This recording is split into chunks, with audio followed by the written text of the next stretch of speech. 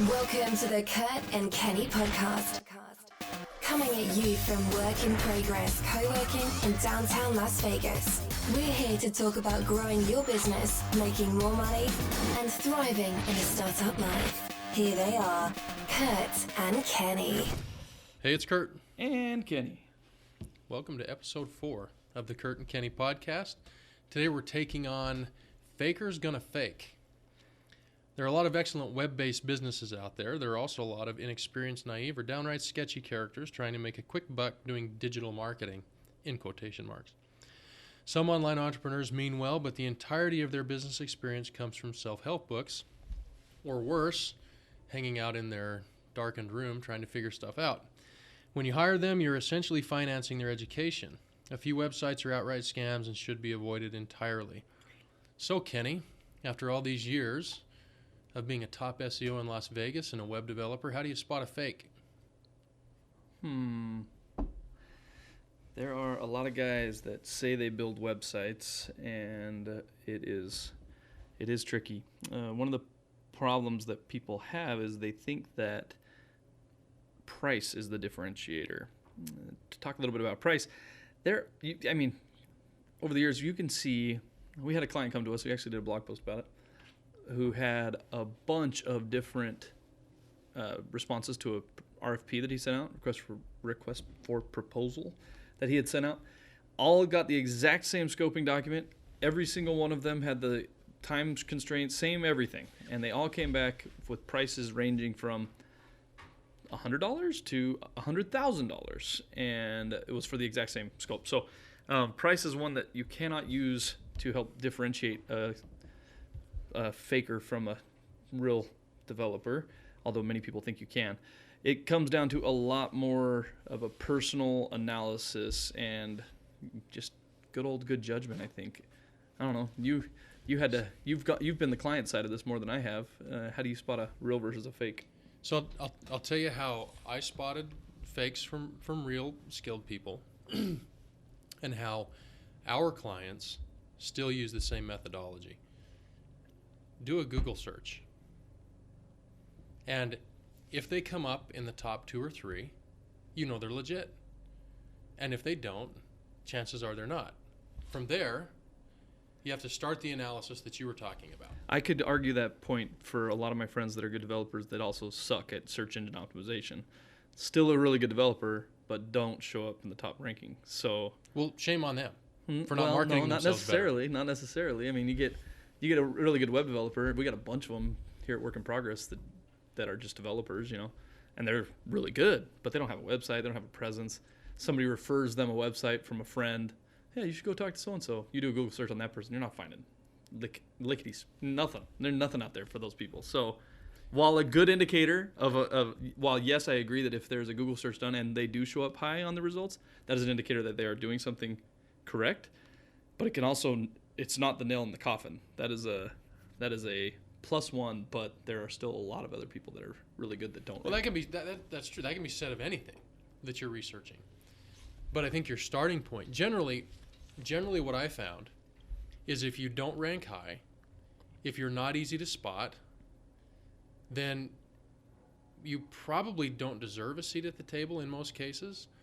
And if you choose people in the top 3, maybe you extend it to the top 5 or 6, you're going to be able to spot a fake from a winner out of that list. So you're asking me what my experience was like and how I spotted a fake. Sure, that's one way. That was the easiest way for the average Joe to do it. Your perspective is coming from years of development and having some really bad developers work with you and some really good developers work with you and a whole bunch of people in between. Yeah, my experience is based on the poor struggle that every single client that we hire has had before they come to us. Is we've hired 10 dudes and we've been burned by them all, and I'm trying to think through my head of what could they have done differently. They didn't want to hire a fake, but they did. And my guess is, if we pulled everybody that had worked with us, we're going to find a handful of people who said we screwed them too. Yeah. We're going to find a handful of people who said that they got burned. It's the nature of marketing. By us. And while, in developers' defense, a lot of times the failure is not the failure of the developer, it's the failure of the scope. It's a failure of the expectations. It's a failure of the client's ability to communicate what they need in a language that developers cannot communicate in. And developers trying to do a good job with customer service and trying to balance that with the actual demands of the job, which I know I'm trailing way off here from the topic, but most of the times they're not really fakes. They weren't a good match, or they didn't communicate, or mistakes were made along the process and they didn't get resolved through communication and relationship building. Yeah.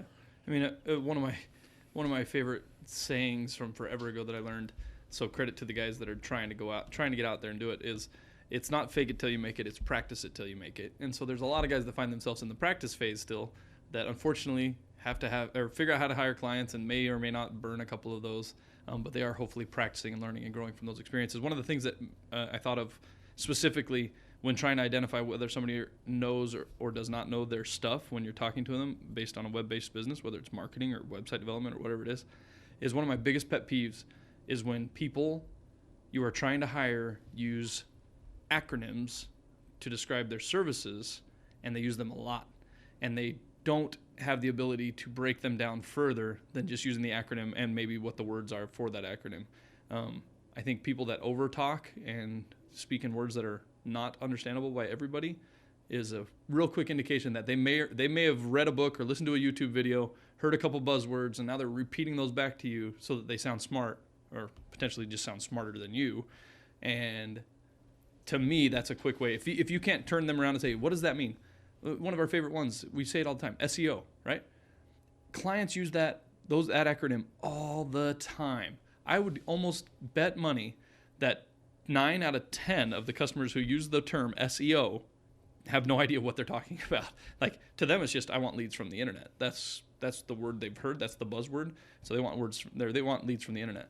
And so in the same vein, we have to be able to teach them as a service provider. The service provider should be able to teach you what the words are, what they mean, why they're doing them, have a full rational conversation about it instead of just going to the guy who talked the smartest because you didn't understand half the words he said. I think to add a companion to that, I think the ability to differentiate from someone skilled who's been around the block a few times and maybe a newbie at it, that is they can talk the talk in terms of acronyms, but maybe they can't really execute, is over time a skilled agency, and I consider us a skilled and experienced agency, like Neon Brand, is we've made our share of mistakes.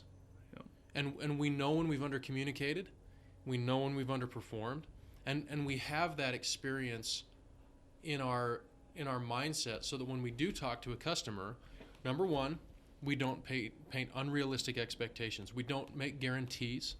Anybody who guarantees you no guarantees. Anyone who guarantees you search engine results, especially that one, is run. There's actually a document put out by Google that says if an SEO guy guarantees results, do not hire him. It was put out by Google itself. So yeah, because they're in control. At the end of the day, Google is in control. Mm-hmm. No matter how good we are, no matter how good we get, Google determines who's number one. It's a popularity contest for websites based on some rigorous and intelligent and some skilled interactions and some skilled content production and technical skill. But at the end of the day, they can't make guarantees. The second thing is that I think an experienced agency versus a newbie is they won't try to rub too much polish on it. Yeah. It'll be a little unvarnished. It'll be more real. It'll be more authentic. And then the third thing is people who have experience that are a good choice for a marketing agency will talk to you about results. I think the key differentiator is, can they talk to me about my business? At the end of the day, search engine optimization, social media marketing, billboards, TV, print, whatever it is you want to do or use a marketing agency for, it's a highly skilled thing, but it's very much an art. And so if they can get inside of your business, if they can understand how you make money, if they can understand how much money you need to make in order to make this pay off, and if they can intelligently have a conversation with you about returns, then I think you're talking to somebody that's worth going down the road with. And if you can find 2 or 3 agencies that are talking in those terms, then the decision you have to make is, which one of these people can I look in the eye and trust? And maybe even more importantly, when something goes wrong, which it will, there will be a time in the relationship where somebody's dirty socks are left out on the floor again. Can we resolve it? Can we break through and say what it was the intention versus what was the outcome and create a relationship that succeeds? I like how we've shifted from being fakers gonna fake, because while there are some fakers out there, unfortunately, that are just scammers, which is just bad news of the business, a lot of the guys who fail aren't out there to fail. They're out there new and learning and inexperienced, which brings up a point that doesn't necessarily mean don't hire, but it's definitely something to consider, and it's length of time in business, I think. So how long have they been doing the skill that they're offering, the service that they're offering to you? Now, that's not a deterrent in my mind. That's something that says when the length of time is higher that they've been doing the service, now I can go back and look at the price. So if it's a brand new guy and he's not very skilled at it, but he thinks he can deliver, I'm going to expect a lower price because he's still practicing essentially. So I'm going to get what I pay for in that set. You know, like he might be an awesome developer or marketer or whatever it might be, but he's inexperienced and there's no proof of his work, so I get a discount. And maybe his pricing works good for your business model right now. And that's true. Yeah, maybe exactly. you grow with the guy. Yep. Maybe that's true. a good decision. So that's the risk. That's the risk of hiring somebody in that camp versus somebody who's more experienced and skilled.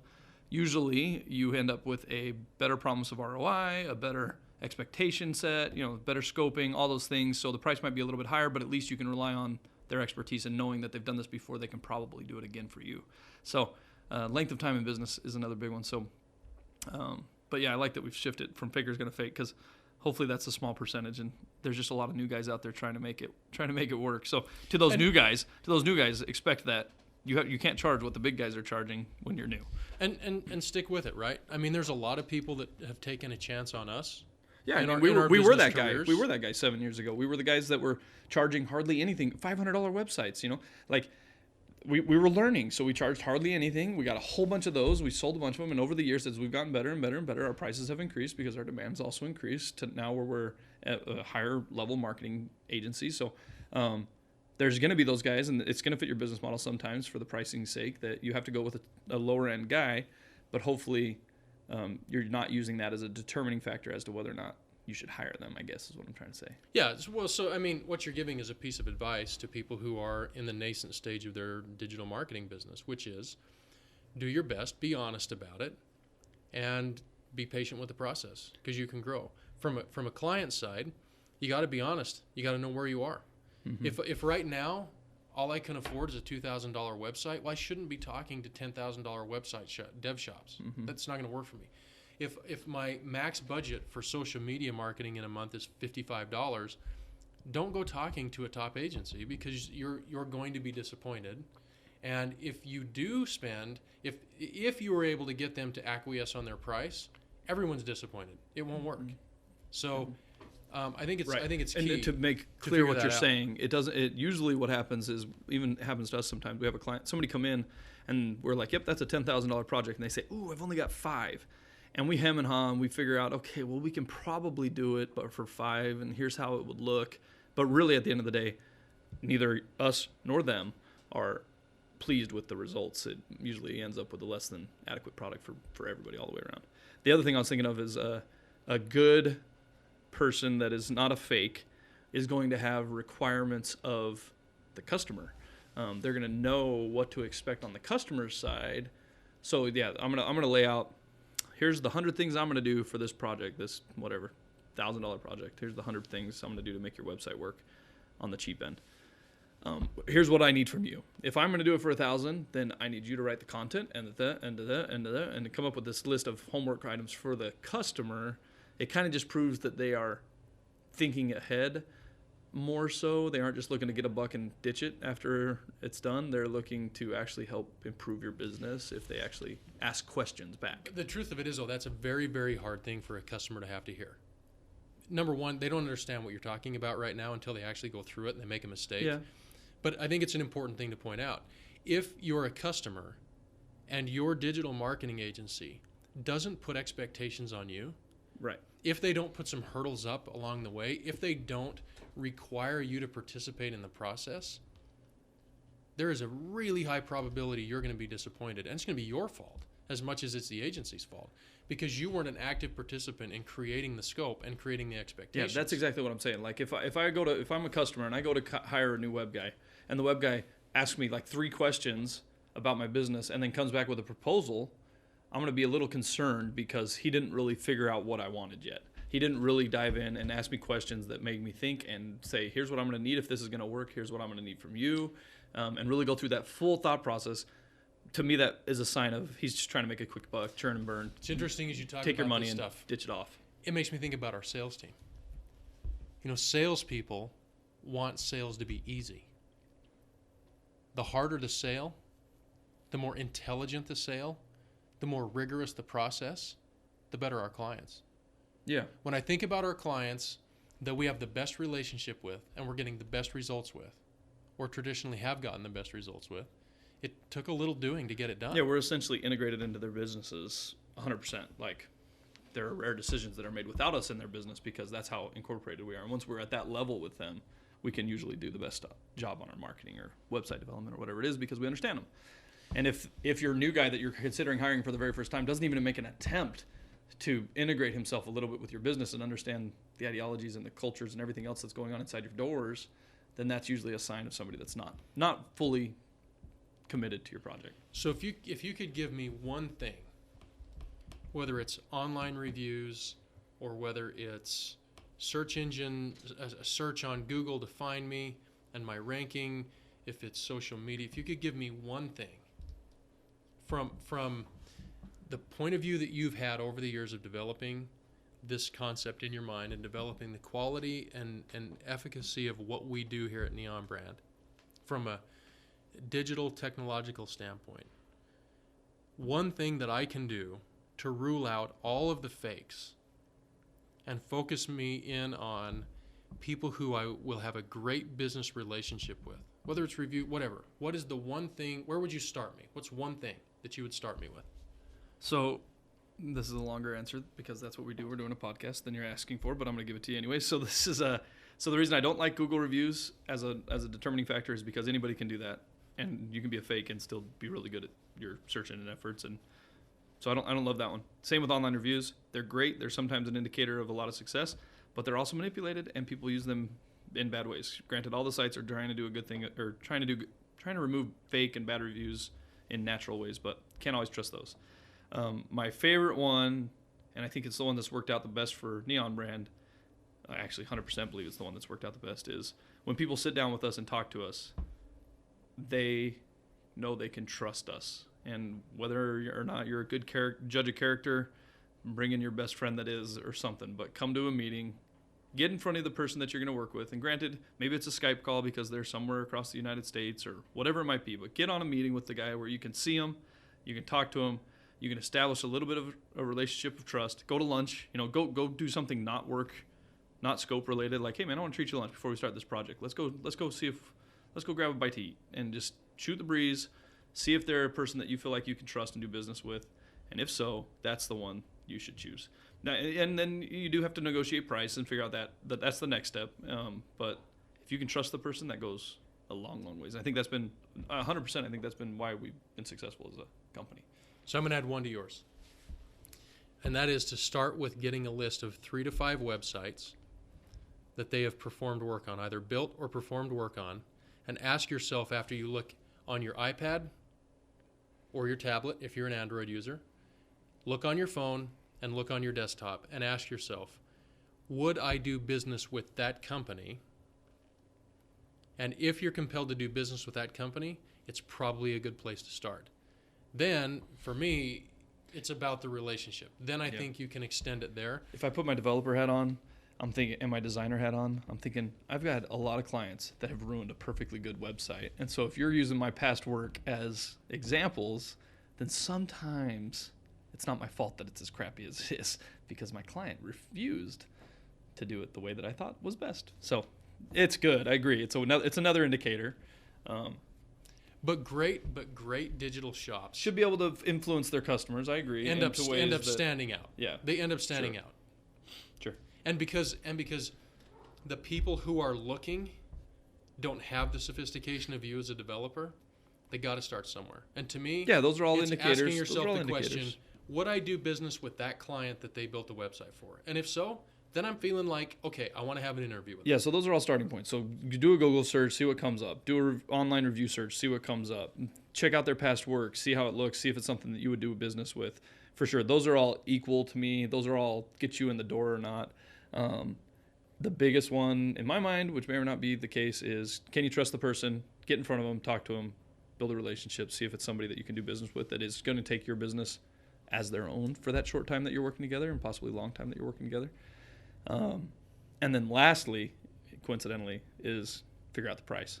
I really think it's kind of in that order. Like, do your due diligence before you meet them and get to know them. After you know them, then start figuring out price.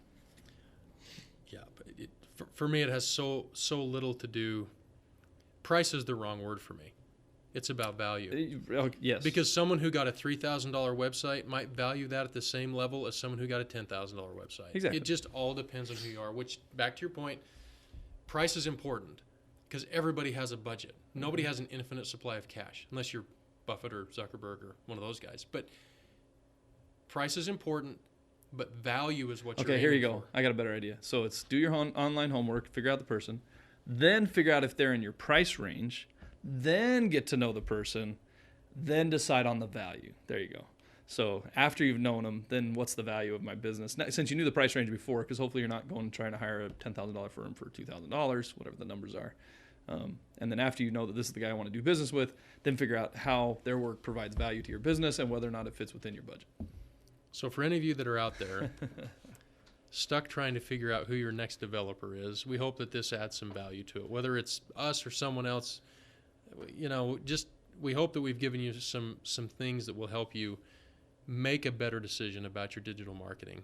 Because if you're not doing well at that right now, and it's sad. It's We get game over. so many companies that come to us after being burned so many times. That's why this topic came up more than anything is I don't trust digital marketing. I don't trust SEO. I don't trust social media. It sucked for me 10 times. I've had 10 different guys try it and it just doesn't work. It's like, dang it.